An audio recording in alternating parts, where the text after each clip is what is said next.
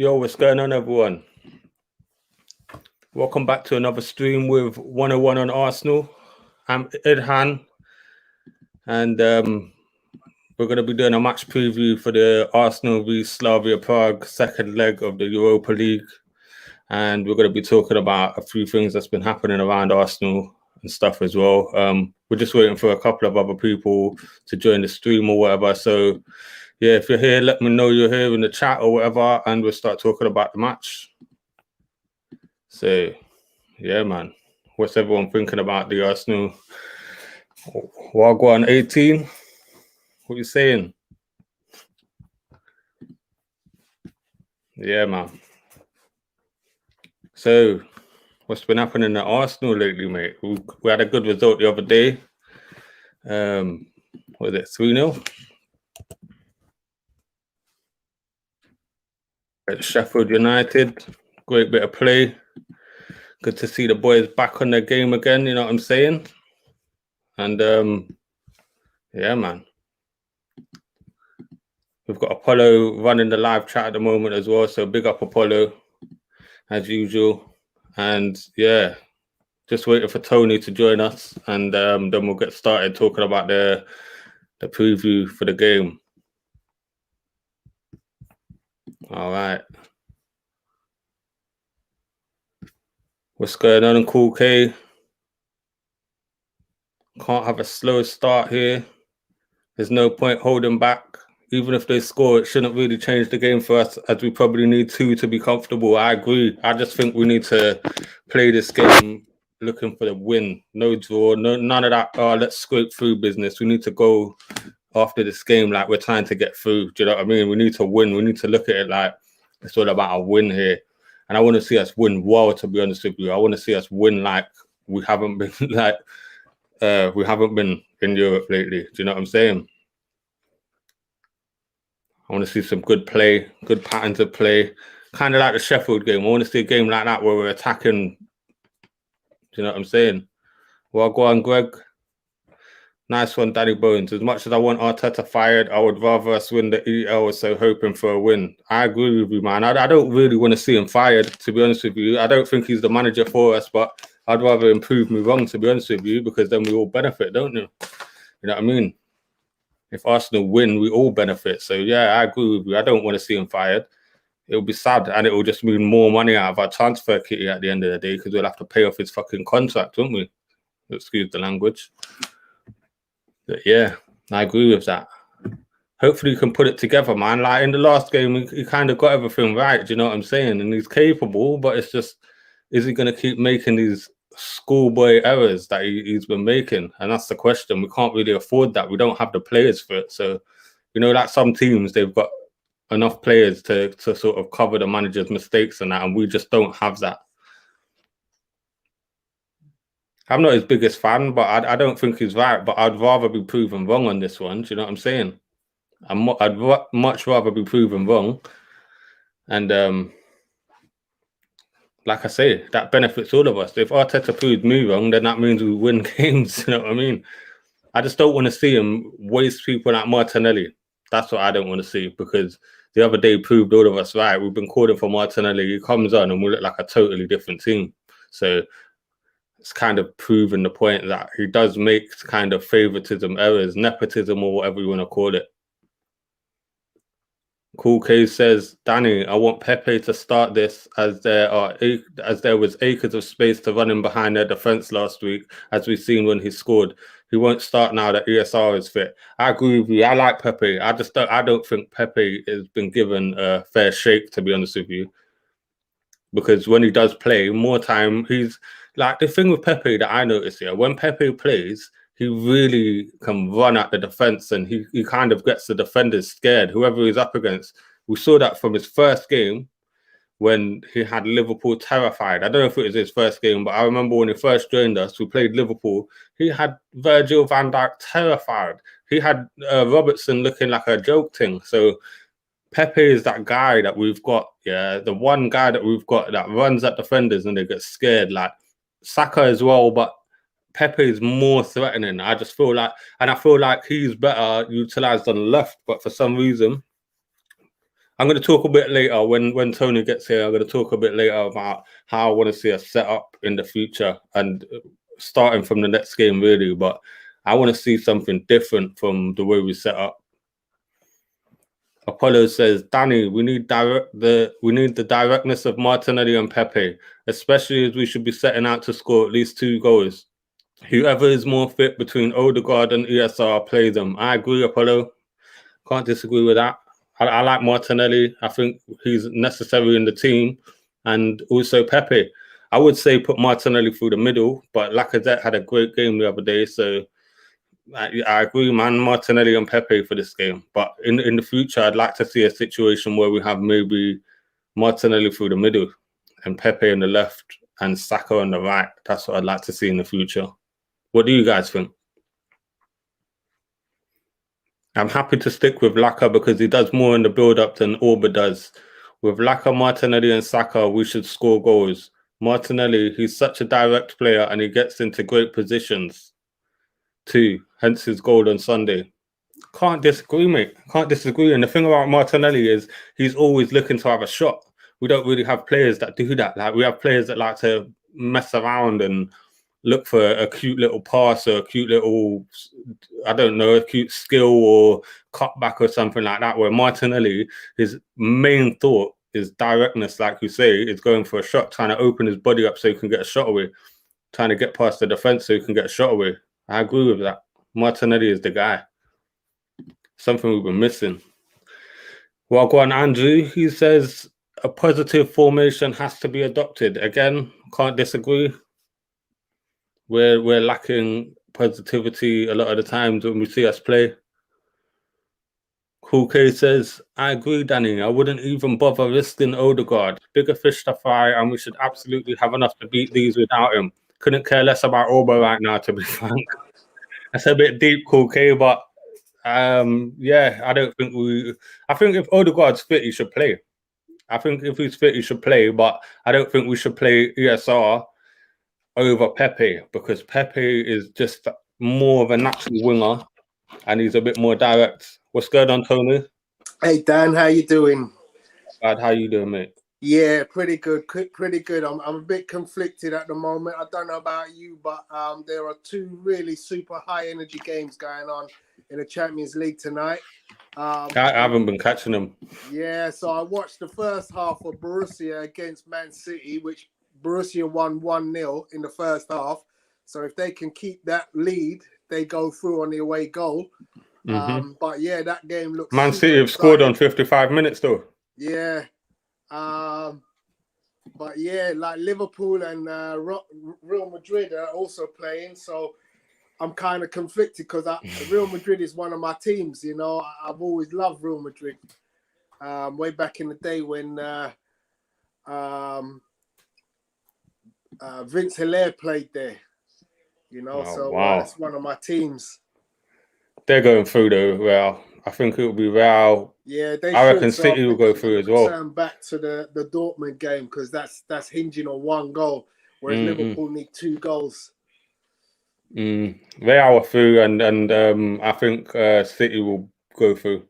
You think City will get one? I think Pep might win it this year. City have scored. I see. Oh, blimey, I missed that. Yeah. All right. So yeah. Go back to that one, Apollo. I missed it. Go on, sorry. We'll talk. Big up, Danny Bones. We can do this. I'm not 100% on Arteta as it stands. Slavia Prague have the advantage to start. Our start to the game got to be on point. Let's get 2 early goals. I agree. Corey, I think. I think we've got to go for the win. We've got to go for the win. Would be a lovely thing, but you know, we're just not we're not built that way currently. You know, how many times? Hey, 18, how you doing? I don't think there's many games you can count where we've had 2 goals in the first half. I know there are some. Was it Chelsea was the last one where we had 2 goals in 1 half, but it's just such a rarity. You're right, you know. We've been starting really slow, especially recently. I agree. We've been starting real slow recently, innit? If we look at I think since the West Ham game where we got done early on and then we had to come back into it. I think that was the beginning of our. It reminds me of Emery. Do you remember when we had Emery and we for the first half of the season we didn't score in the first half of a game? Exactly. It reminds me of that. You know, for me, there's a personality problem going on. And do you know what, Tony? I've got to say this, yeah. In regards to that, I've been hearing a bit of news. It was in the Sun, but it was reported by a very close source to Arsenal, apparently. And there's a bit of beef between the players and the manager. Okay. I've suspected it for a while, but it's come out because of apparently they're a bit annoyed that he keeps dropping certain people and playing others, like we've been saying. And Auba's the latest one that they're annoyed about. Yeah, I'm not surprised. I mean, there are some times when I just think you have got to absolutely be off your rocker. Like last week when we're 3-0 up, yeah? You got Reece Nelson on the bench, yeah? And you replace the striker with El Neni. Like literally, you're 3-0 up, fella. Let this guy get a couple of minutes at least. But that's when you want to see people like Aziz come on. You know, Aziz, people that have never had their debut and stuff like that. You want to see that's what I'm talking about, man. Let these guys have a little run, and we know these get so hungry. I mean, literally, they will run for a brick wall for you. You've got to give these guys their debut. That's what Wenger would have done. He would have given certain people their debuts in an easy game. Do you know what I mean? People like Balogun as well. Them games are ripe for him, man. I don't know why. I don't know why they don't like. We need to start breeding these people. The whole remit when Arteta came in was start breeding a younger team. Do you know what I mean? Yeah. And what do? We sign Willian, extend David Luiz, and then play them all the time. Do you know what I mean? Like the oldest people in our squad, we keep rinsing them out, and then people like Martinelli don't get a look in for months, etc., etc. Do you know what I mean? Let's read out this comment from Greg. He says, I would love Martinelli to play due to his ability to press high and keep the defenders busy with his runs and direct play. However, Pepe has been playing well and has the experience needed, and Arteta may go for that. I think they should both play personally. What about you, Tony? I mean, you know, there's absolutely no reason to compare Pepe and Smith Rowe because they're not going to play down the same side of the pitch. Saka obviously got his side. You know, it's Pepe all day for me. The guy scores goals. He creates opportunities. You know, I think ESR is meant to be like a rotation with Odegaard more than for some reason he's been stripped out to the left wing. But really, he was playing excellently when he was playing as a cam. Do you know what I mean? When he was in the centre, he was playing excellently there. I think they should just rotate because both of those guys, Odegaard and Smith Rowe, seem a bit fragile. So maybe just instead of playing them both all the time, rotate them. So then we've at least got a cam if one of them get injured or whatever. I think that should be the thing. So whoever's fitter out of Odegaard and ESR should play in the middle, and then Pepe and Martinelli should play left and right. That's what I think. Yeah. Because Saka looks a bit weak at the moment. He looks a bit fragile. Do you know what I mean? So maybe not throw Saka in there. That's how I feel. I mean, I think with Saka, he's one of these dynamic players that if he can give you 60 minutes, you let him get you 60 minutes. Because my thing is, you know what? Go out there with all intentions, gun blazing. You have to get the away goal. Go out, get 2 goals, and then defend for their life. So what would you do then? Who would you drop out? Martinelli, Pepe, or Saka? Who would you leave out?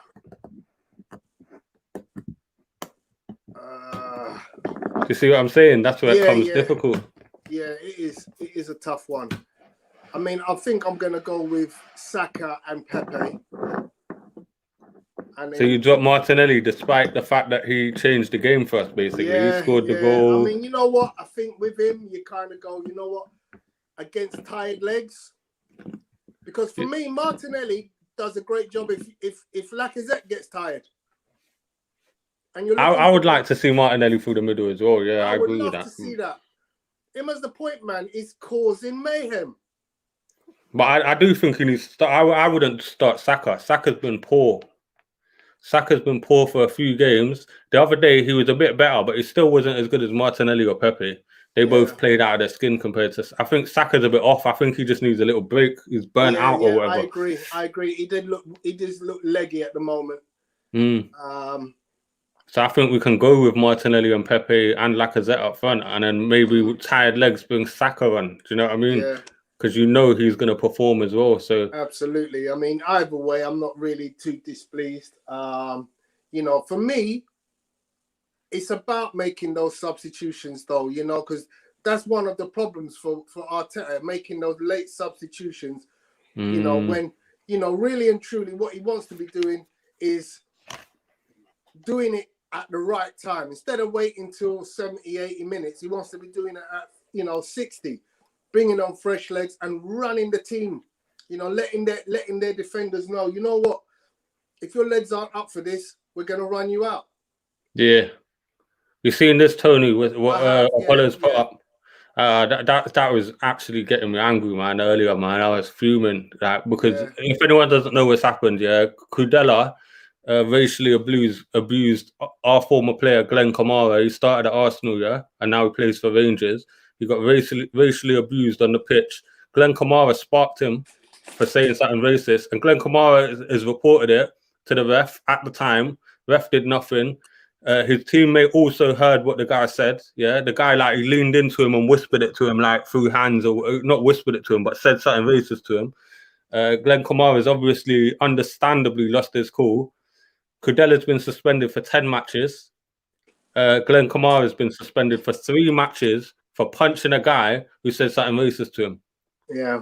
Openly, it's not it's not like subliminal racism or subconscious or unconscious bias or anything like that. The man has literally said something overtly racist to him. Yeah. He's lost his cool, which is, and then UEFA's got all this stand up to racism nonsense. And then you're talking about suspending a man for 10 games for being racist. You found him guilty of being racist. You suspended him for 10 games, yet you suspend Kieran Trippier for 12 games for betting. Wow. So it shows how serious you're taking racism as an organisation when you suspend a guy for betting for 12 matches compared to 10 matches for overt racism on the pitch of play. Do you know what I'm saying? Yeah, that was getting me so angry. And why have they suspended Kamara at all? All the football players and pundits and stuff are going mental about it. Gary Lineker even was switching. Ian Wright was switching. All of them, they're fuming about it. It's so unbalanced. And until the head organisation of football, which is UEFA in Europe, until they start taking firmer action, they're sending out the message that it's completely fine to be racist in football. Absolutely right, mate. Apollo says, I don't get why they decided to ban the victim for 3 games. Still weak punishment. If we want to punish someone, then ban him for playing UEFA games for the rest of his career so other players will be warned. And I can't agree more with that. You can't suspend 1 month, especially make the punishment appropriate. So if you're going to do 12 games for Trippier, it needs to be at least double that for racism. Do you get me? Yeah, otherwise, just sending out the wrong message, man. What do you think? Yeah, I agree 100%. I agree. Pathetic. UEFA are pathetic on this one. Apparently, he assaulted Kudela in the tunnel. He did. He did. Take that. Hey, Kyron. Is that your son? Yeah. Big up Tony's son. So Arteta will only pick a young player if circumstances forces him. Yeah, we've seen evidence of that all year. All year. So, look. I mean, he's going to rely on the old fogies that have disappointed so often, unfortunately. I don't know what's going on with Alba, but quite frankly, Lacazette is more than earning his place right now. He's the man on fire. Aubameyang should be nowhere near that team. And quite frankly, when the time comes to, substitute Lacazette, he's got a tough decision. Does he play Aubameyang down the middle or does he put Martinelli there? I don't think Auba will even be in the squad. I think he's still going to be out with that flu. I think he's still going to be out with.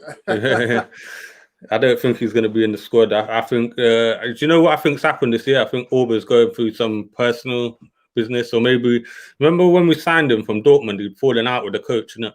Okay. And I feel like maybe something's happened behind the scenes that we're not privy Okay. to. Because it's been weird, innit? Like, how can Orba be so consistent for so many seasons? He's been consistent for a decade, and then as soon as he like stays at Arsenal, he goes completely off the boil, which is just weird. He ain't lost his pace. We've seen little glimpses of it. I don't get it. I don't get it. Something else is happening. But here's Apollo's 11. He's gone for Leno, Cedric, Holding, Mari, Xhaka, Partey, Ceballos, Saka, ESR, Martinelli, and Laka. And I think he's gone for Xhaka at left back, which is controversial. That is. For Apollo. Do you this is to Apollo. Do you actually like him there, Apollo? Xhaka at left back. Hang on a second. I didn't mind him there. Personally. I thought he did a good job. He's slow, but we've seen slow left backs in the or wing backs at least, or full backs in the past. There's been plenty of them, and they've done their job. So, yeah, Lee Dixon weren't the quickest. You know what I mean? So, I don't know. I thought he did a good job there. Yeah. I agree with that, Apollo. I don't like him anywhere, but without wingers to hurt us, there's no danger to us there. I'm not a fan of Xhaka either. I think he should have been gone when he told us all to F off. But since he's not, he's here. I think let him fill in at left back. Because he did all right there the other day. He's done all right there for Wenger as well. I remember Wenger put him there a couple of times and he did all right. Yeah. So let me say what I've got to say about the left back slot. You don't need to be blessed with pace. Because you're going to come across players occasionally who are blessed with superb pace, as in Adama Traore. Yeah. It's more about positional play. Defending is always about positional play, and it comes down to they saying that, there are players who have got low tackles, like Van Dijk has got a low tackle count. And it's all down to the fact that the saying is, if you have to make a tackle, I think Maldini said it, if you had to make a tackle, you made a mistake before you've even made the tackle. That's an interesting point. Essentially, the job of the defender is to read. Yeah. So Van Dijk reads the game so well, he very rarely has to tackle. And it's interesting because I've been watching a lot of William Saliba. And he's a player that doesn't make a lot of tackles. No, I don't, but no one can get past him. He's on form, the best defender in the league. Phenomenal. Yeah. It's just phenomenal. He's always in the right place. Yeah. No one's dribbled past him. He's played every team in France so far, and no one's dribbled. Literally, not one person has dribbled past him. I watched PSG last night. Neymar was phenomenal. You'd think that in the game against PSG, he would get burnt a couple of times. That guy was a different gravy. Nobody went past him. That was the acid test for me. When you play PSG and you got Kylian Mbappe running at you full speed, I expect every defender to struggle. Not even just that. Look at people dismiss France as a farmers league and that, but if we look at their top talent, people like Lille right now, who are I think they're top of the league, or they were top of the league. They got people like Jonathan David, who's rapid, bruv. They got Ikone, or whatever it's called, Ikone. Like, they got some serious players outside of PSG in France. Like, Monaco got decent players. Like, if we go to any team, why do you think people like so many of our Premier League's player of the seasons come from France? Like Mahrez, Kante, all these players, they got talent in France. It's just the bad teams are really bad. You know what I'm saying? And the good teams are really good, and there's a big gap in between them. But their top players over there are on a different level. So the fact Saliba hasn't had one, I'm not joking, this ain't hyperbolic stuff I'm talking. Not one player has dribbled past William Saliba, which makes me furious that we let him go, that we didn't give him a chance. Because if you can't, you're getting, like you're saying, if Neymar ain't getting past you, as if like flipping, I don't know, like, who's playing over here, like as if Troy Deeney is getting past you or someone like that. Do you know what I mean? If Neymar's not getting past you, none of these Premier League players are getting past you. Absolutely. His cool case saying, I don't care about the length of the ban. Problem isn't how many games he'll miss. He got found guilty of racist behaviour. A ban doesn't do anything apart from stop him from playing. And I hear that it doesn't actually solve the problem in the long run of players, not just players. I think this is, you know what the problem is? We always look at football as football has to be the thing that solves racism, yeah? Football has to be the thing that is going to lead the way in this fight. Football is a sport. This is a societal Absolutely. problem. This is a worldwide societal problem of imbalance in society. And football is just a part of society. It's a tiny part of society. You get me? And if we're going to solve something like this, it's got to be tackled overall. You can't just like expect football to be the one thing that's going to change the world. It ain't gonna, man. Hey, look, you know Dan, you've been listening to John Barnes, ain't you? Nah, I don't like John Barnes. Yeah, I don't. You don't want to hear my thoughts on him. What you just said is exactly what John Barnes said. Nah, but he also said some other stuff that is right. It is a societal issue. Yeah. And it needs addressing in different places in different It ways. needs addressing in football, but it also needs football is not going to solve it. Like football is going to just deal with football. Not the biggest part of the pie. Yeah, the biggest part of the pie is political. So you're going to have to go into politics and elitism and all that kind of stuff and political systems and capitalism and stuff like this. If we're really going to solve it, football can just solve it within. Feeds racism. Capitalism feeds racism, and racism feeds capitalism. The two are intrinsically put together. Because capitalism, racism kind of just was a non-factor. Yeah. Racism, but if you think about it like this, there wouldn't be any transatlantic slave trade without capitalism. Absolutely. They found something they could capitalize on, which was Africa, and it's still being done till this day. When you look at resources and stuff, we're getting a bit deep here. Maybe this is something for another podcast, but it's the truth, innit? Like we just got to say, like if we're going to talk about this racist incident, you got to look at it like football can do so much. They can ban this guy for life, but there's still going to be another incident next weekend. You know that. Right. That's right.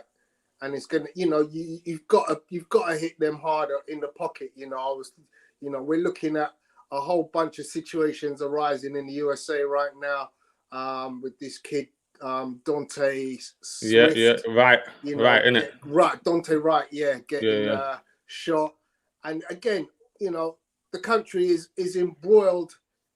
2-0, 2-1 to City. What a goal! I told you. Phil Foden again, right? You know what's annoying me about that? A few weeks ago, I was bagging on about Saka being the best English talent since Wayne Rooney, and then everyone was like, "Nah, Phil Foden." I was like, "Shut up, bruv. Saka, man. Saka's way better than Foden." And look at him since then, bruv. Man's lit. He's lit. He's on fire. Yeah, this game is over. 4-2 now. So, away goals as well, man. They need to score 3. They need to score 3. He has hit that with some firepower near post. Yeah, just wrong side. Pep's gonna win. Pep's gonna win the Champions League for the first time outside of Barcelona with Man City. Wow, it's a big statement. It's a big statement. So he's got to beat Real Madrid. I'm not being funny yet, but Real Madrid are not what they were. But I think, if I'm not mistaken, are not Real Madrid due to play them in the semi? So it could have to be Paris Saint-Germain in the final if they have to get there. That would be their route. Oh, you're right. Yeah. Their route would have to be Real Madrid in the semi, and then the winner of Paris against Chelsea, innit? It'll be PSG, man. PSG in the final. They'll probably win it this year as well because of last year. Team that loses the final normally wins the next year, doesn't it? Yeah. Absolutely. But Andrew says fans can play a part. If racism exists in institutions and society generally, then there will inevitably be players who display this. And that, of course, is the truth. You're obviously going to get players who are racist if society is racist, isn't it? Yeah. And that's, when you look at your institutions like education, health, policing, government, all those institutions are historically racist. They still continue to propagate racist policies. So there is no change likely to happen until, children are educated the right way. Yeah. And they see the society is what they're being taught. If you don't teach children racism, and how to counter it and how to not be racist, then they're going to be it. And when they see it, imagine you live in America and you just see people killing black people and getting off free. You'd be like, well, Clearly, black people have got no worth. But we don't have to imagine it because it happens here. Yeah. It happens here, man. Don't get it twisted, bro. It does happen here as well. Like, but anyway. Yeah. Greg says, if Arteta plays Cedric left wing, I think he means left back or left wing back, then you should play a player with an opposing foot to him so that they don't get in each other's way and can complement each other. That's actually a good shout, man. Chambers, Holding, Gabriel, Cedric, Partey, Saka, Xhaka, Saka, ESR, Pepe, Lacazette. So basically what you're saying is if we're going to play Cedric on the left back, then you need a right-footed player in front of him. A left-footed player in front of him because he's right-footed, in it. So yeah, that's right. Because anytime he goes on an overlap, he's going to want to go on his right foot more often than not. What foot is Martinelli? He's right-footed, isn't he? I'm sure he's right-footed. Martinelli's right-footed, yeah. So we need Pepe in front of him in that scenario. Yeah. Because Pepe is our left-footed winger. Right, yeah. Or Saka. Maybe Saka because he's left-footed. Mm. Saka's both-footed, though. I hate that right. thing. He's both-footed. But, you know, I would play Saka right and Pepe left. I like Pepe left. I like him on the left. He's so much better there. But we're not going to see that. We're not going to see that because Arteta thinks it's he prefers him on the right. But anyway, what else was I going to talk about? We've got that Kudela thing. I just think that's ridiculous. Like he should be banned. He should be banned. He should get a season ban at the very least, I think. Yeah, I agree. Right. I think you have to hit them somehow in the pocket as well. I think, you know, I've been reading some stuff recently about, you know, racist people don't never seem to get hit in the pocket. Never. You know, if you're a policeman and you do something, then the police department or the local government pays the fine. You know, when you hear about people like, you know, Trayvon Martin's family received millions. Well, the money came from the city. Yeah. Yeah. It didn't the civic fund. The civic fund. So he's still got his pension. He's still sitting happy. And I was listening to an American commentary. Skip Bayless and Shannon Sharp, a program called Skip Bayless. You know, I don't like that guy either, man. I don't like him, man.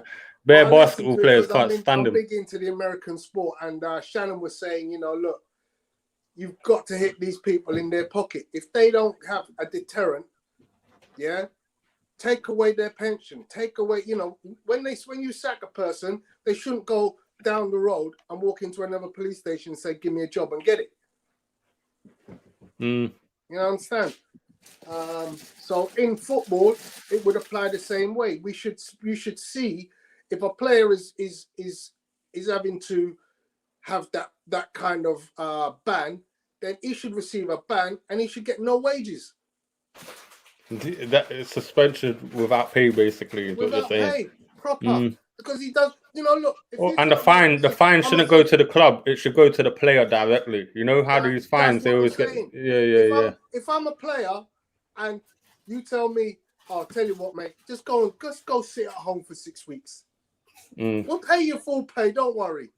And I'm like, right, I'm happy days. Holiday, innit? Yeah. Holiday. You know what I'm saying? I'm just like, well, all right, cool. Oh, look, I got to read this comment from Greg. He says, I'll admit, I want Arteta sacked, and losing this game might be the key. I know I shouldn't say that, but it's in the back of my mind. Oh, you can't be thinking that, Greg. You can't be thinking that, bro. Anyone who hears me talking knows I'm not a fan of Arteta, yeah? But I can never put Arsenal losing as a priority over... And you see, my thing is this, Tony. I said it at the beginning of the show when you weren't here, yeah? I hope to be proven wrong. I don't think Arteta's the one, you know? I don't think he's good enough for Arsenal. I think Arsenal finishing 10th, yeah, should be the end of it. Like, I think that is just completely unacceptable from any manager. Arsenal finishing 10th, 11th, 9th even. I think it's unacceptable. But at the same time, if Arteta can prove me wrong and go and win this trophy, then I'll be more than happy. Do you know what I'm saying? Because I want Arsenal to win more than I want to be right about the fact I don't rate this manager. Do you see what I'm saying? Absolutely, brother. Absolutely 100% in agreement with you. You know, at the end of the day, winning is everything. confidence is built by winning. If we can win this competition, a whole bunch of players are in, you know, they up their ante. They're in a different mind space in terms of, you know, what can I achieve? You know, the youngsters are all up on a high, and you know what? It can only help us because you know what? Players are currently in a shop window. People like Lacazette. I know there's a lot of conflict over should we sell Lacazette this summer. Oh, that should have been a goal. I think we're going to. There's rumours that we're apparently and look, looking to. The way he's playing, we can expect decent money for him. A season ago, you might have thought, well, you know what? We ain't going to get... Do you know how much they're looking to get for him? This is apparently according to reports. I hate that word, yeah, but we're looking at taking a £31 million loss on him. So 20 million quid we'll take for Laka. I would take that. I think I've put that in my description in the 101 group. I think 20 million was my value. But what about this, Tony? What about this? What about if we win the Europa? Just remember, what do you get if you win the Europa League? What happens? You automatically qualify for the Champions League, which then, revenue-wise, changes the game for Arsenal because then we're suddenly looking at way more money than we expected to be getting next season. So maybe we wouldn't have to sell players that are doing well like Lacazette. But then you've also got the flip side of, is he playing like this because his contract's running out? Yeah. You know, like we've been stung like that so many times, didn't we? Players play out of their skin when a new contract's coming up. We sign them up on a big contract, boom, they go rubbish. Yeah. I mean, in all honesty, the age of Lacazette right now makes you just have to say, do you give a guy like that a new contract? Because he'll be looking a 3 year.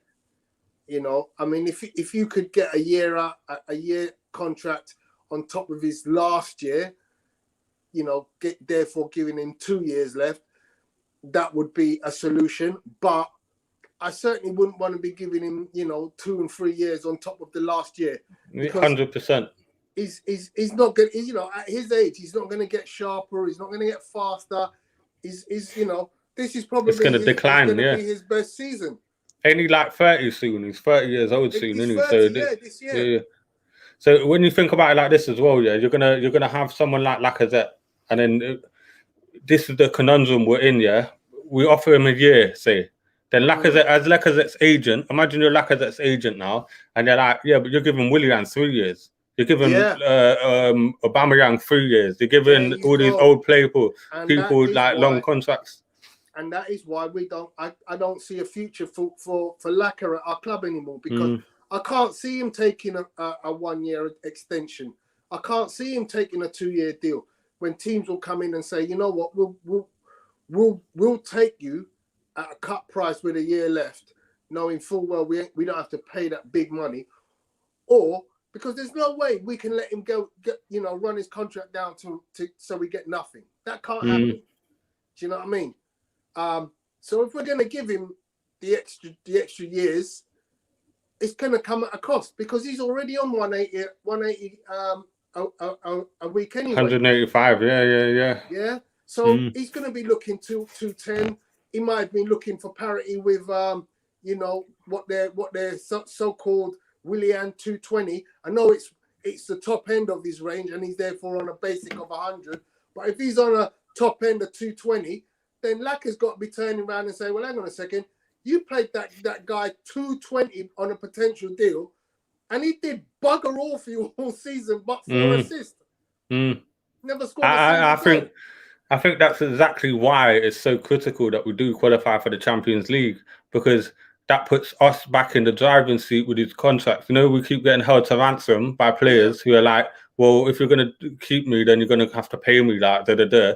We could, if we qualify for the Champions League, you can say, well, you go then for 20 million and we'll sign someone else that we actually really want. Do you know what I mean? Yeah. We've got the power then, because players want to come to a team that's in the Champions League. But if we don't qualify, this is why it's so vitally important. I think we could sell Lacazette and we don't need to sign no one. Do you know why? We've got Martinelli, bro.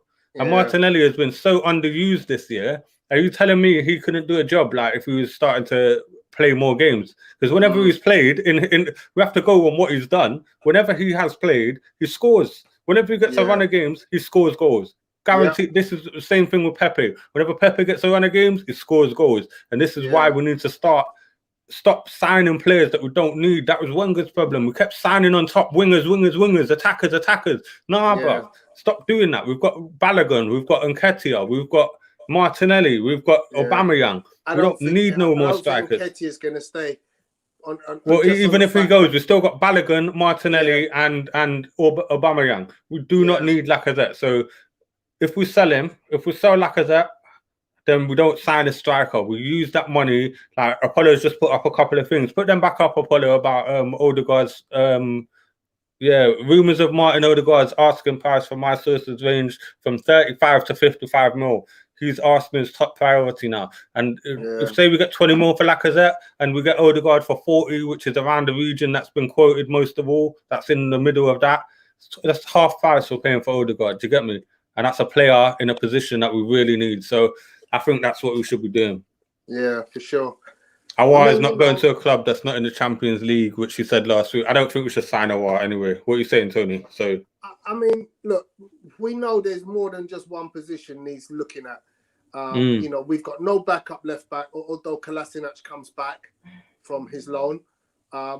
We really don't. We need to sort out a backup keeper because obviously, is it going to be Matt Ryan signing on, or do we go out and try to get somebody else? Do you know Neto from Barcelona? Do you know if Matt Ryan has what's the deal with his contract? Are we getting it? Can we get him on a free, or do we have to pay for him? Free, yeah. Well, if that's the case, I say get him and use the money elsewhere. We're broke. Yeah. We need to be looking at. We don't need to be buying Neto right now. We need to just be getting free transfers. I mean, is that real? I mean, imagine you're in the Champions League and you lose Leno. Matt Ryan ain't that bad though, bro. Like, and if you look, all right, who's Barca's backup keeper? Neto. And how? Why is he suddenly seeming? Why is he suddenly? Who's Real Madrid's backup keeper? It's not Navas anymore. He's PSG, isn't it? It's I'm sure it ain't no one that spectacular. I'm sure Bayern's backup keeper ain't no one that spectacular. It don't always have to be, bro. It has to be someone who can do a job. Yeah. Do you know what I mean? Keepers don't really get injured like that. So that's a position you can take a little bit of a risk on. That's my point anyway. I'm just saying a lot of these top teams, Ajax, who's Ajax's backup goalkeeper? Is it going to be someone that good? You know, remember those words, yeah? Because when Runarsson was throwing the ball in his own net, yeah, I bet he wasn't saying, "Oh, we could take a chance on a keeper." Nah, but Matt Ryan is not Runarsson, man. We know Matt Ryan's that's solid. What I'm saying, bruv. Look, quite clearly, Runarsson is not the real deal. Yeah. Yeah. Do we take a chance with Runarsson and Matt Ryan, or do we say, you know what, we spent a little? Nah, we've got that German youth. I say we take a chance. Get rid of Runarsson. We have Leno, Matt Ryan, and that German youth, that massive 6'8" German youth that we got in the youth team. And that's what we go with. If Matt Ryan gets injured, then we play that German kid. Because that's what teams do. They don't take no mad risk, especially when we're such a terrible team elsewhere. That kid has been on the bench in plenty of Europa League games. Because he seems to pick two keepers. Yeah. Weirdly. Yeah, just to fill out the team. And I think that kid counts as homegrown. That might be why. Yeah, he does. So I think that's why. But like I say, I think we don't need to be buying keepers. We need to be saving our money for elsewhere, bro. We need a lot of other positions. I think we need centre mid. Essential part of the team, bruv. And I'd hate to think that, you know, Leno got injured and we were left with just Matt Ryan. You know, I think. I don't know, man. Don't you remember back in the day when we used to have people like Alex Meninga and Richard Wright and people like that? They weren't like top notch keepers though. They were just good enough to do a job. Made mistakes with keepers. Because don't forget, the longest time, you know, Flappy Hansky and you know Almunia, that's it. Them guys were not up to par. Rami Shaban, remember him? But them guys just weren't up to par. And but where he started, you know, buying TK Maxx players. You know what I'm saying? It was always looking a bargain trying to do a TK Maxx, and we ended up with players like Karlstrom and all that. But I just feel like, personally, obviously, you're entitled to. I agree. We do need someone better, but if we can offset that for a little while, because there's more. I think there's more pressing issues, man. We need a I right back. agree. We need a good right I back. mean, We need a left back cover. We need a centre mid. You know what I'm saying? We need to sign Odegaard. We need all these positions, and it's just like Odegaard is definitely the top target, as Apollo has put in the chat. As Andrew Roach is saying, there are brilliant left backs currently playing in the Prem. So we need to go and get one. We need backup for Tierney. Cool K says he prefers Matt Ryan to Leno. Wow. Nah. I mean, you know what?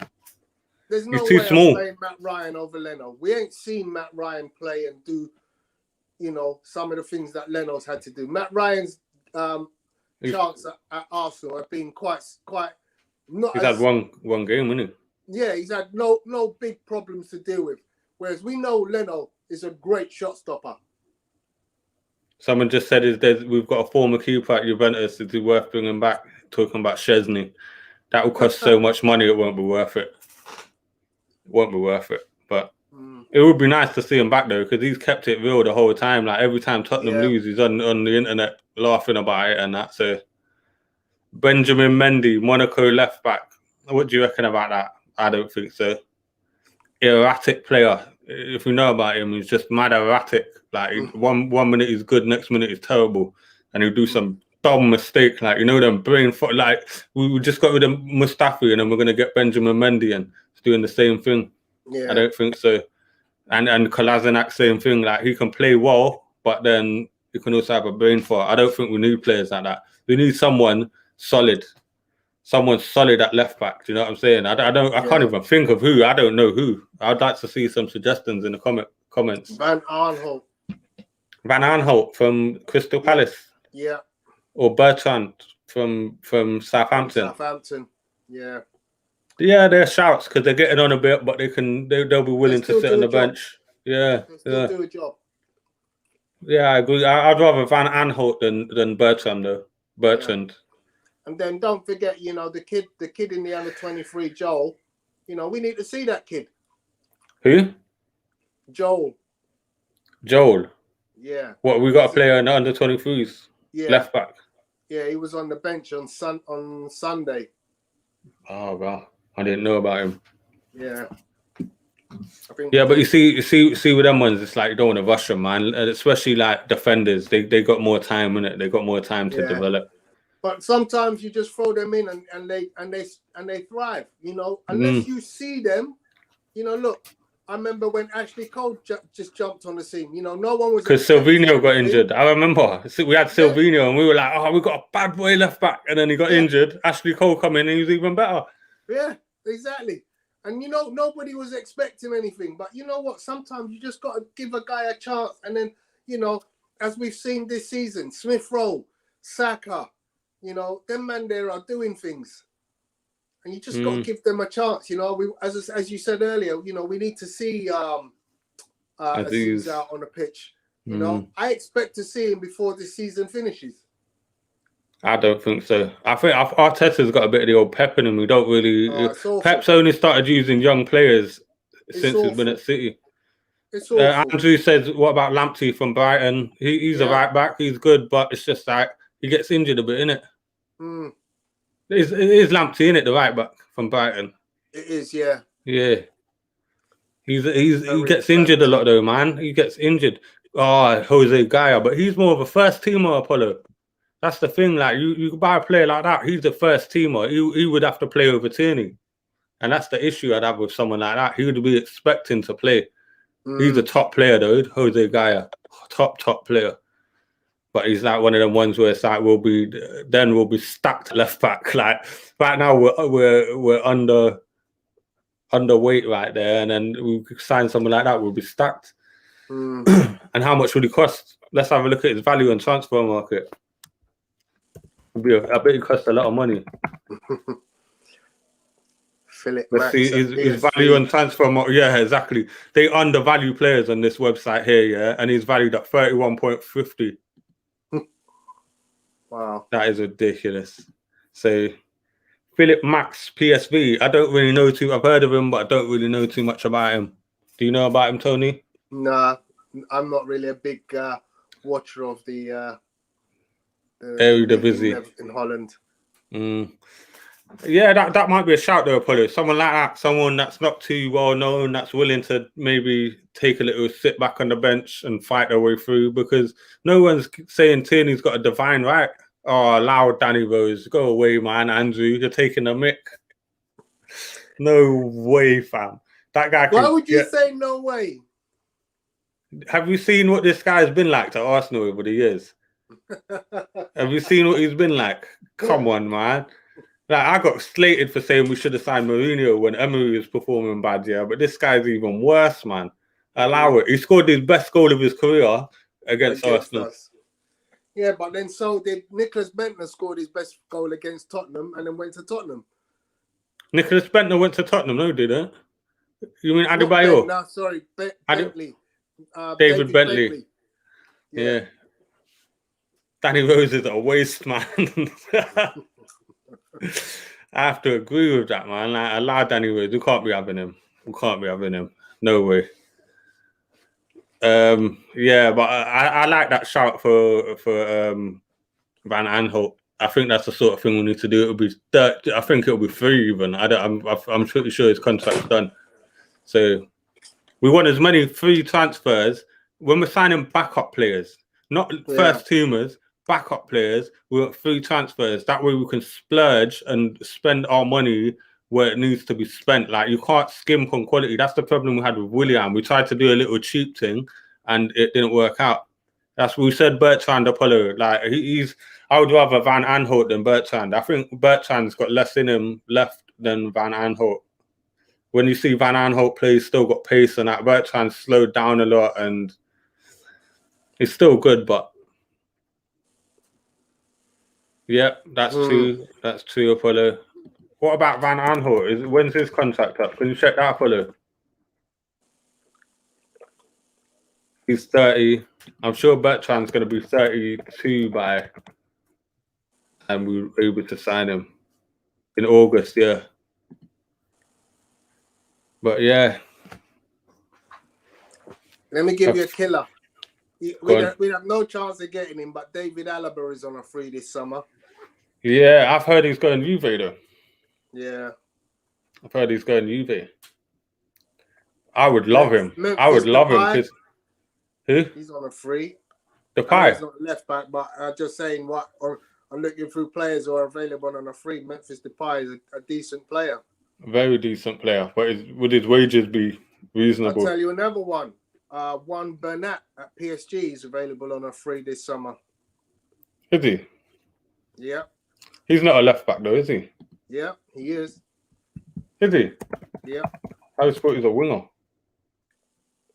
Fair enough. Yeah, that's not a shout. That's not a bad shout. He's 28 as well. That's more like it. Tony. He's the best shout so far. But his wages will be astronomical, no? That's right. Like them, even them bit part PSG players are mad wages. But I bet he's not really on that much at PSG. Should we try and find out? Jordan Amavi is a good player. I like him. See? Jordan Amavi, that's a great player. That's a great shout. 26-year-old Marseille. Yeah. Juan Bernat's extended his contract till 2025, Tony. They're going to let him go. Yeah, if Amavi is available. Semi-finals have been finished now. All the quarterfinals are finished. Paris Saint-Germain will play Man City. Real Madrid will play Chelsea. That's all done and dusted now. So it's up Paris to Saint-Germain are playing Man now. City. PSG are playing Man City, did you say? Yeah, and Real Madrid are playing Chelsea. Ooh, that PSG City game was tight though, boy. I think Real Madrid will beat Chelsea. That sounded wrong, Tony. Nah, PSG versus Man City, that is the game, innit? That's the game. Whoever wins that is winning Champions League, in my opinion. You think so? Mm-hmm. Yeah. I think that's it. I can't see Real Madrid beating either City or PSG if they play properly. Real Madrid ain't got the team they once had. They haven't, but you know what? You've got to give them a little bit of respect just because they know how to win that competition. With that manager as well, he's won 3 back-to-back, isn't he? Exactly. But look at the team he had when he did it. He had Fire and Bale. He had Ronaldo. He had like obviously Cruz and Modric were a bit younger. Do you know what I'm saying? I mean, now look, I don't think they can win it, but I would not write them off. I just, I don't think Chelsea. I think Chelsea are the odd ones out that you go, no, I don't see them winning it. Yeah, but their manager did get to the final last year. Yes, agreed. Yeah. But it's tasty. That's the whole point about the Champions League, though, isn't it? At this stage, the Champions League is whoever performs goes through. Tottenham didn't deserve to get to the final when they did, but they got to the final. They didn't have the best team. Ajax were better than them, but they got through. Do you remember that year when Monaco won it with Morientes on loan? And they did not deserve the Champions League that year, but they won it. So you can never say Liverpool 05 or whenever it was. When did they win it? 03 or something? Yeah. When was it? When they won it? 3-0 down. And they were playing against the dream team that year, bruv. That defense of AC Milan was Cafu, Maldini, Jaap Stam, and Alessandro Nesta. That's a dream team. Then in the midfield, they had Kaká, Seedorf, Pirlo. Come on, man. That team. But then they got beaten by Liverpool with flipping, what's it called? Luis Garcia in midfield.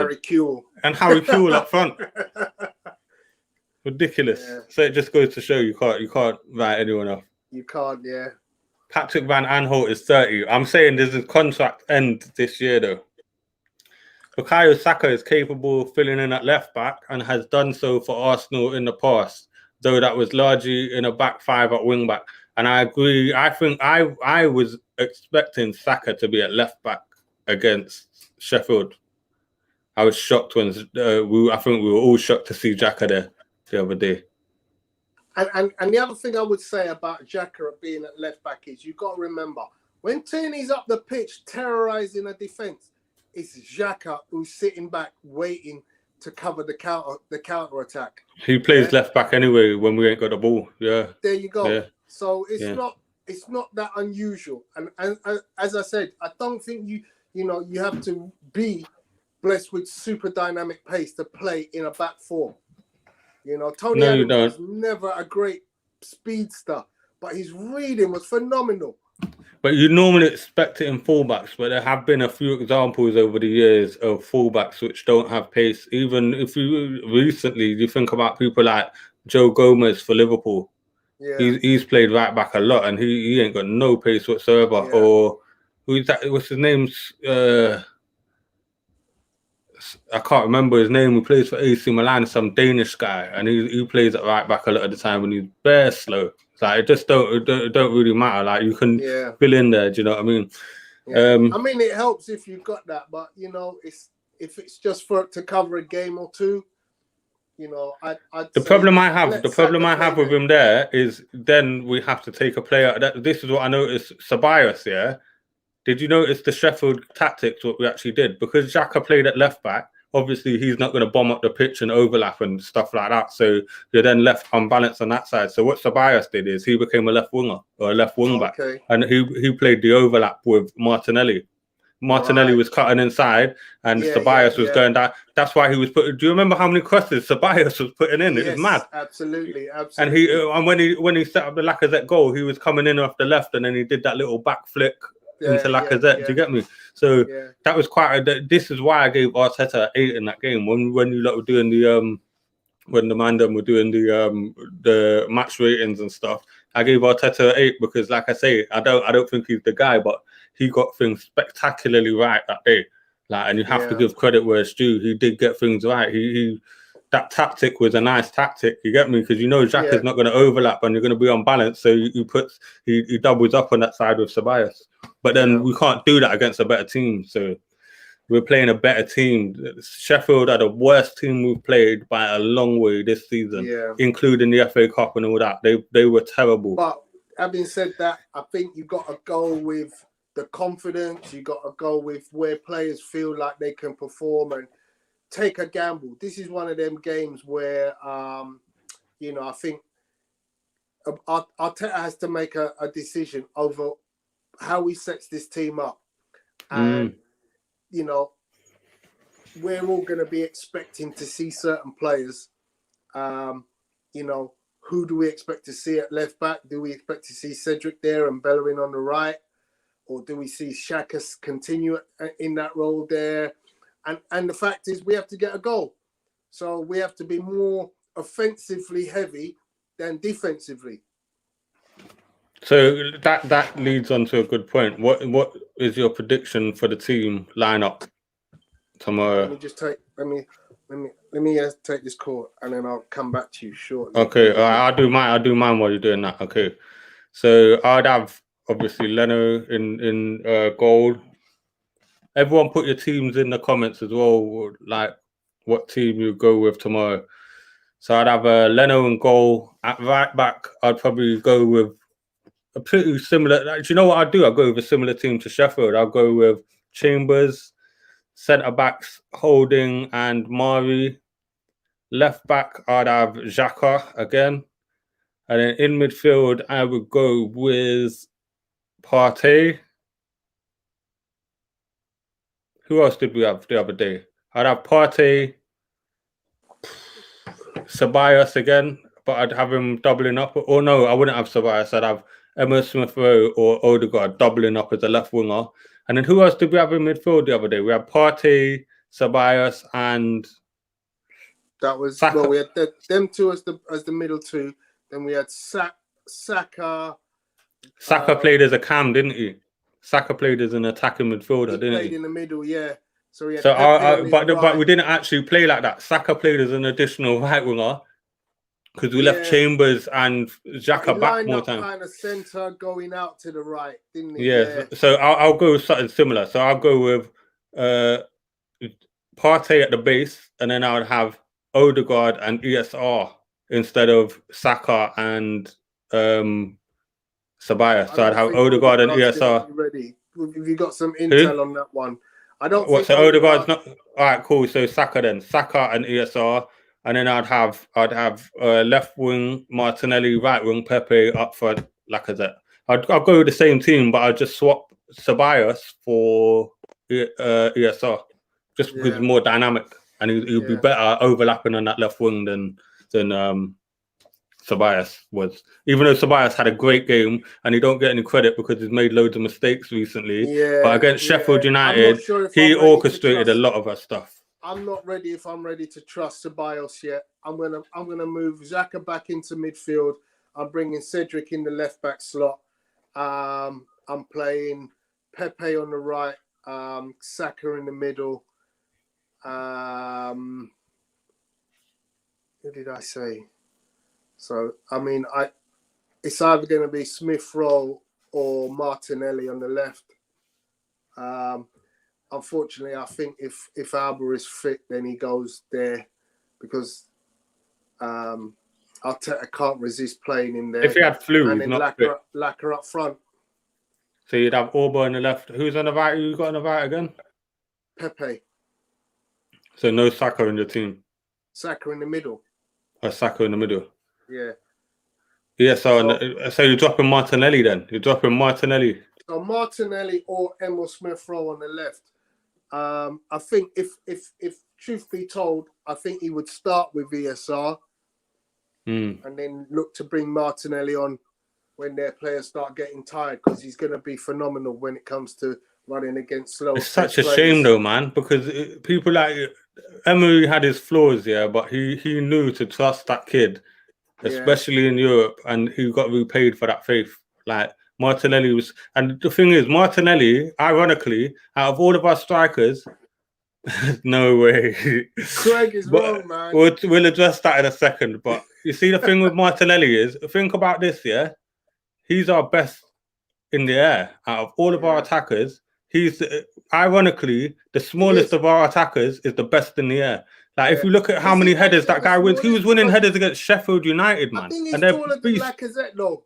He's taller than Lacazette, I'm sure. They're about the same height, innit? They're roughly the same height. No, They're about, I would say, 5'9". In comparison, I'm sure of it. I'll Google it now, innit?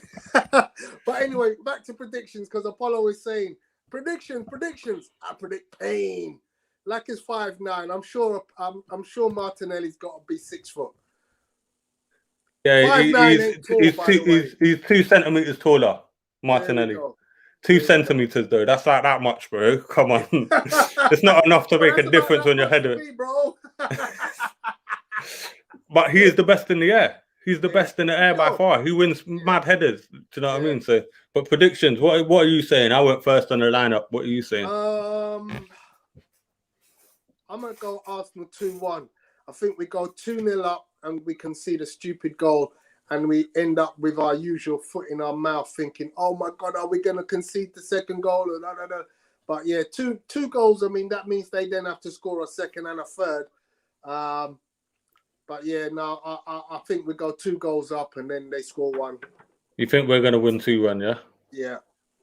Okay. I've not even thought about this. This is difficult. So I've not even considered what it might be. I do think we'll win.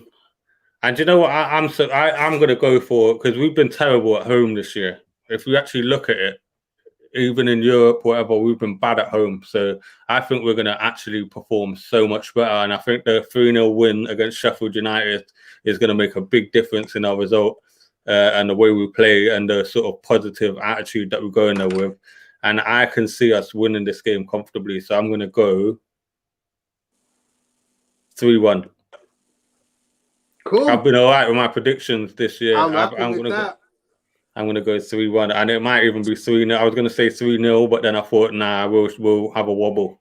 We'll have a wobble and then we'll score 2 more or something like that. So yeah, that's what let's read out some of the other guys'. Apollo, put some people's predictions up. Cool K says 3-0 to Arsenal. Andrew Roach says 3-1 to Arsenal.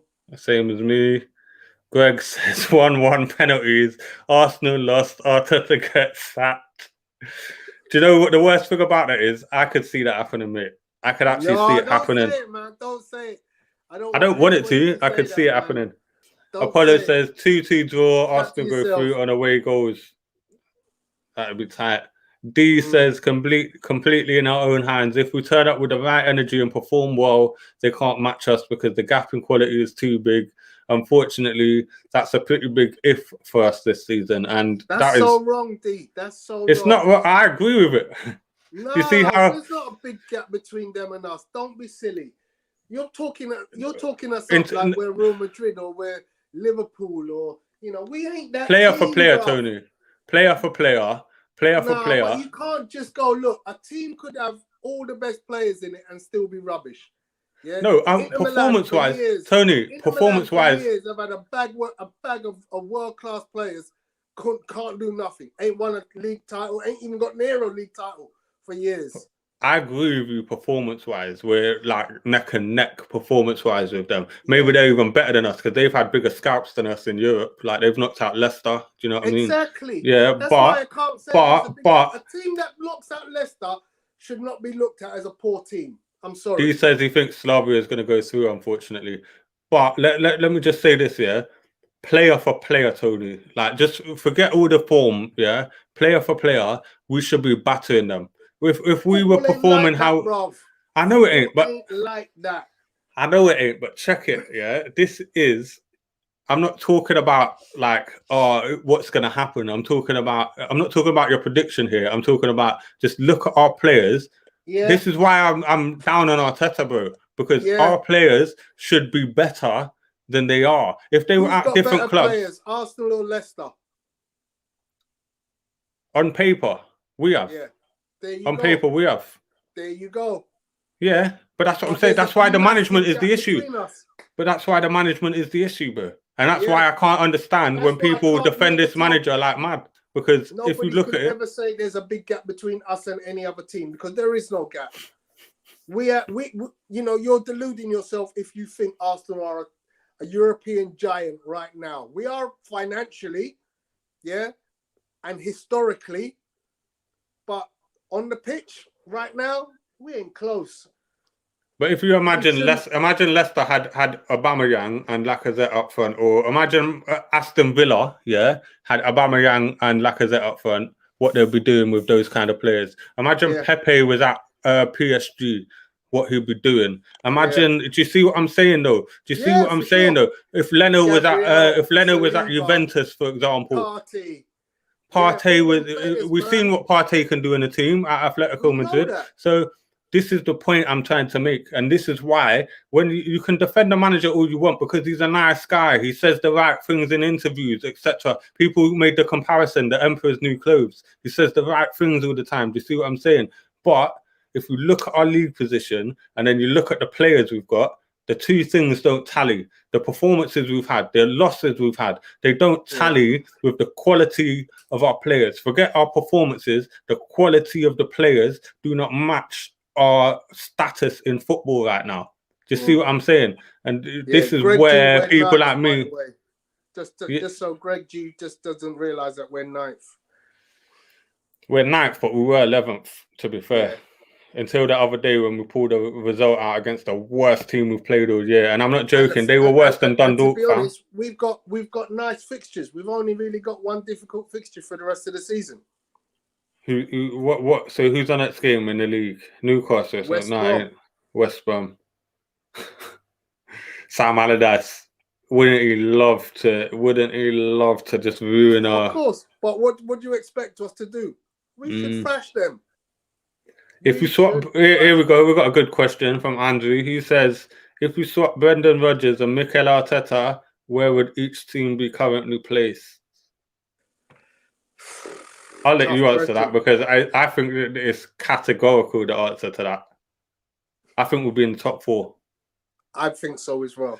Do you know how you know that? Because what did everyone predict? Even non-Arsenal fans, before the season started, when they saw that we'd signed Willian, they saw that we'd signed Partey, they saw the quality of the players we had. They knew we had Saliba coming back in. They knew we had all these players and that. They predicted Arsenal would be fighting for the top 4.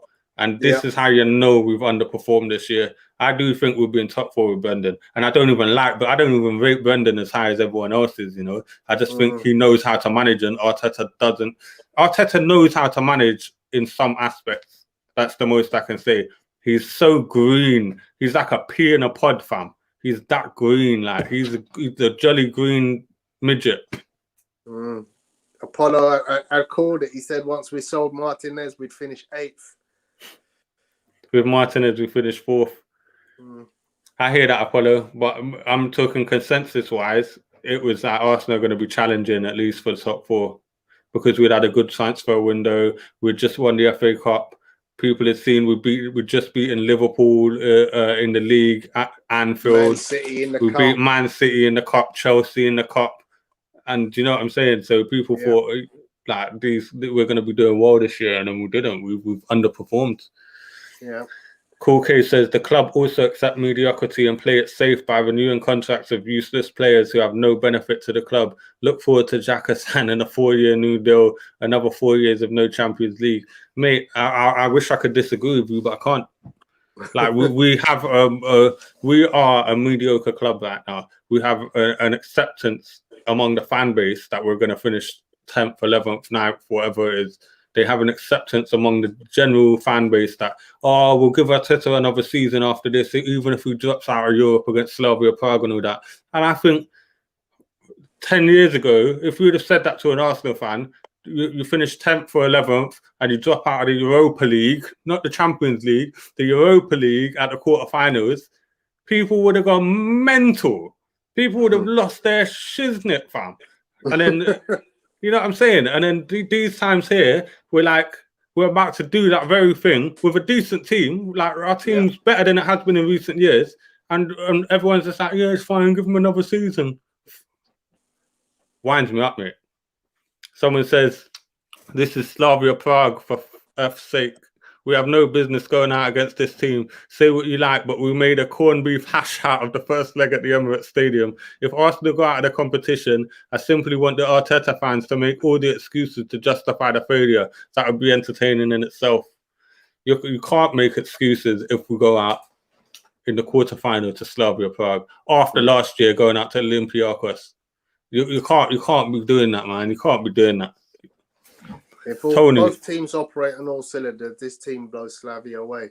How many times have we been on all cylinders? I think you can count 4 games this season we've been on all cylinders. It's less, man.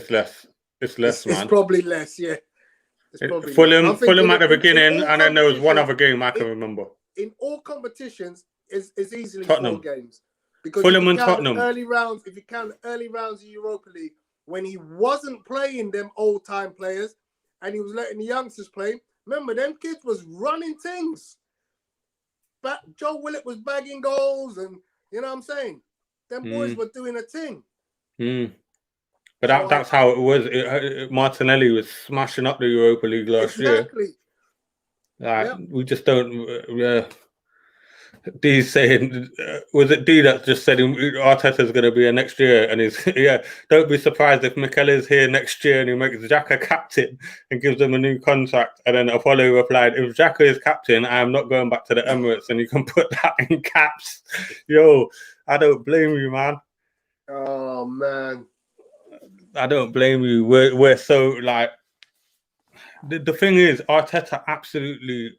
bombs Xhaka, man. He loves him so hard, man. He loves him. He's like, Xhaka is the golden child to Mikel Arteta, man.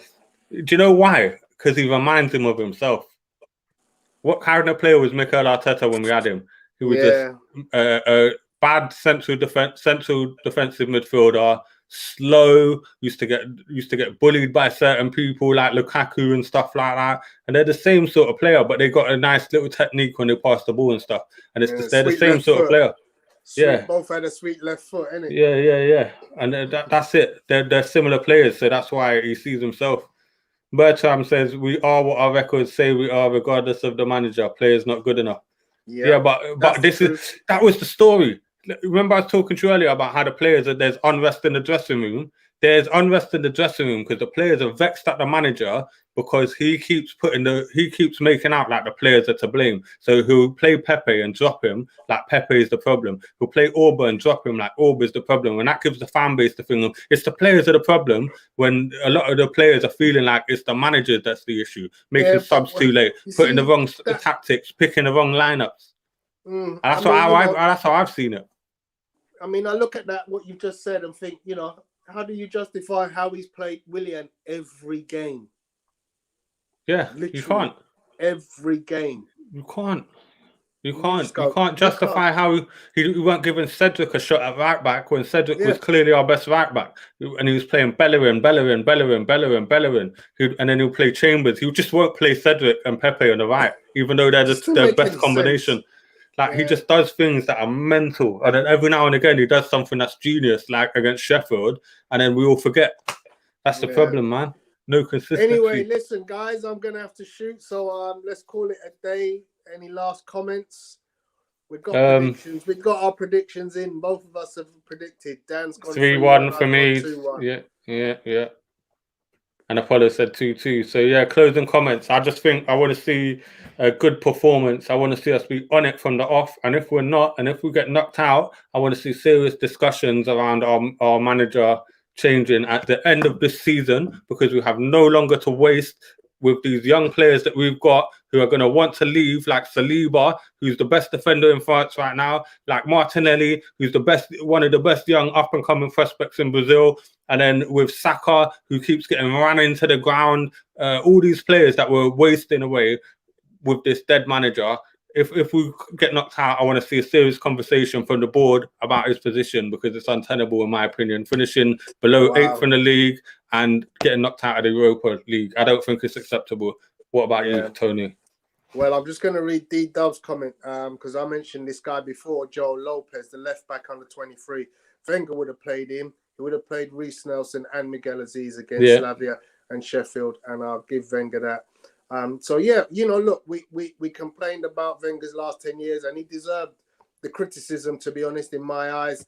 But yeah, he did blood a lot of youngsters, and we aren't seeing that going on apart from the early rounds of the Europa, where those kids were tearing up teams.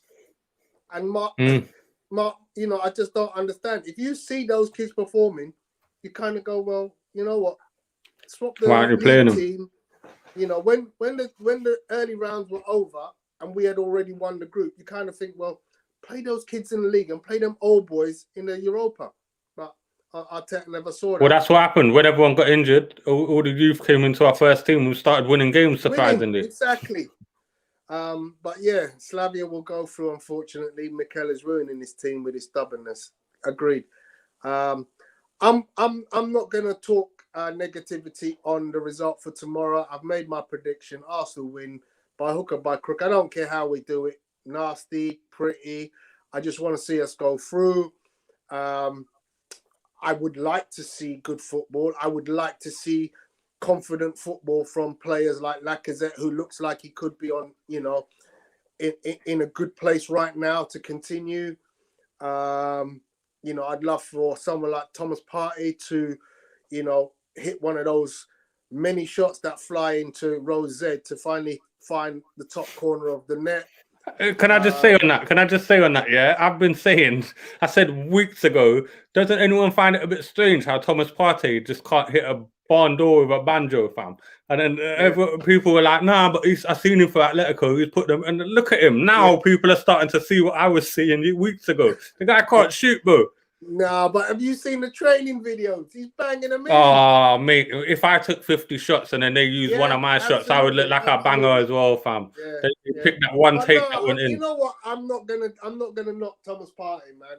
The through ball for Lacazette. I'm not knocking him. Mate, he played brilliant. I'm just bantering. Like, I love Thomas Partey, but he can't shoot though. He can't shoot. Think, you know, it's a fitness thing for him. I think he'll get better as he gets fitter. And, you know, once he's got, you know, a year under his belt with the team, I think we'll see a much better player. My man says, Apollo says, Danny, I have a saying on the show that you couldn't hit water if you fell out of a boat. Yeah. Water will move out the way like Moses. Come like Moses, boy. But yeah, listen, guys, enjoy the game tomorrow. Of course, we'll be streaming live. But yeah, enjoy the game. Do come and join us.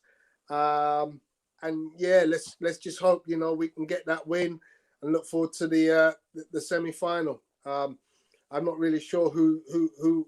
I know the semis have already been pulled, so we should know who we should be getting in. We can't get Man United. I know that's a fact because they're on the other half. But it will be interesting to see who we get. We've got the easy half. I think the worst thing we could get is it Ajax or someone like that. So someone dead. It's not even. But that's not the thing with Arsenal, is it? We play a rubbish team and lose. So we lost to Olympiacos the other day, man. Come on. Yeah. So but anyway, safe everyone. Thanks for watching, man. We'll see you next time. Take care, guys. Peace.